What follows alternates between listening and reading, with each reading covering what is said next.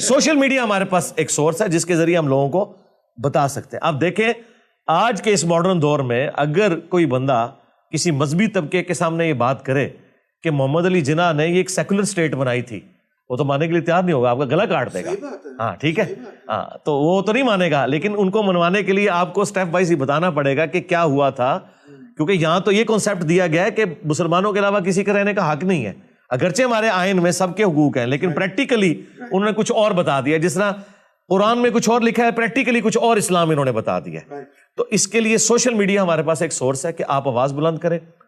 اور دوسرے نمبر پہ جو ایسٹ ہے ہمارے سامنے وہ ہے دنیاوی تعلیم. آج بھی اگر دنیاوی تعلیم نہ ہوتی نا تو یہ اسی طریقے سے آرتھوڈاکس قسم کے ہی مسلمان بن کے نکلنے تھے. اور یہ آرتھوڈاکس میں نیگیٹو معنوں میں استعمال کروں جو ان کے بابوں نے انہیں پڑھایا. اگر یہ بکش مسلمان ہو تو ایسے آرتھوڈاکس کو تو سلام ہے جو بکش ہو, یہ اپنے بابوں کی تعلیمات کے اوپر تھے. اگر یہ بابوں کی تعلیمات سے نکلے ہیں تو یہ دنیاوی تعلیم کی برکت ہے. آج آپ دیکھیں, آپ کو آج زیادہ پریکٹسنگ مسلمان نظر آ رہے ہیں بنسبت آج سے 40-50 سال پہلے. یہ میں آپ کو ریل ٹائم بتا رہا ہوں.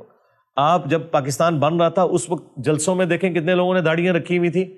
آج نوجوان داڑھی رکھتے ہیں, اس زمانے میں بوڑھے لوگ صرف داڑھی رکھتے تھے, جوان نہیں رکھتے تھے, کیونکہ ان لوگوں نے دین کو سٹڈی کر کے اپنی دنیاوی تعلیم کی برکت سے موٹیویٹ ہوئے ہیں کہ ہم نے اس کو پریکٹس کرنا ہے.